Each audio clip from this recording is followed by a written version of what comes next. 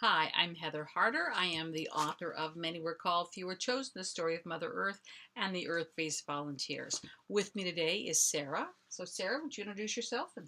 Hello, everybody. I'm Sarah. Nice to meet all of you. And I actually just finished reading Heather's book, Many Were Called, Few Were Chosen, and really excited to be here today to ask her some questions about the book. So I guess we'll just start. Absolutely. Heather, let's get back to basics. What does the term light worker mean? Well, it's very self-explanatory. Light workers are those who work with the lights. When this planet was determined to be in trouble, there was a call that went out that said, we need volunteers to come to the planet. You had to incarnate on the planet as a human being in order to develop compassion and understanding and really be in that role of free will.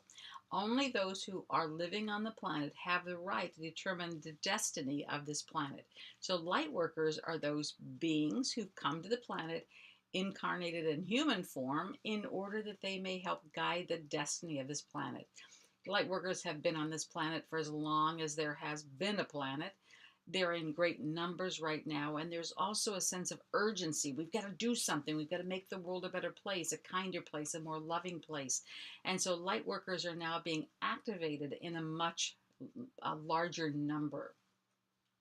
And what that means is that there's people feel like they need to do something. They need to make a difference. They want to leave the world better than what they found it. And it can have lots of different manifestations, but that's that activization of your role on the planet.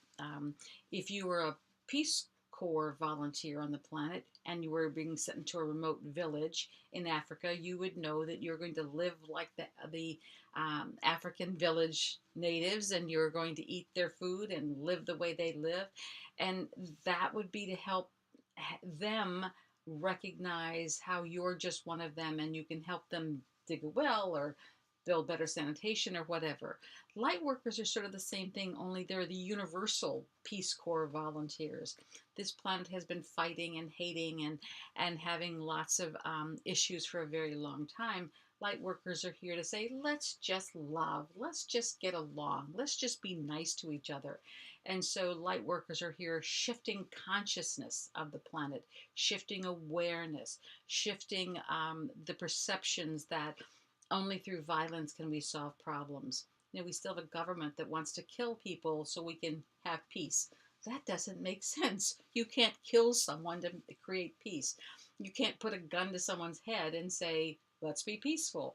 And so we're here in different roles and different ways in order to help build a consciousness that says we're all one, and that what you do affects me and what I do affects someone in China, and that only through this understanding our oneness, that how we all come from the same source, how we're all here to make the world a better place, are we going to make that happen. And so light workers just feel that in the most extreme form.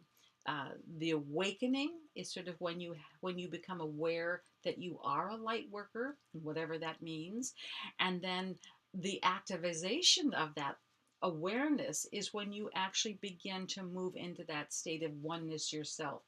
We don't have to do anything to make a difference. We have to be something to make a difference.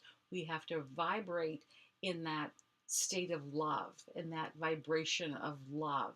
When we're in that state of love, that unconditional acceptance of all things and all people, then literally we are sending out and broadcasting that love vibration throughout the planet.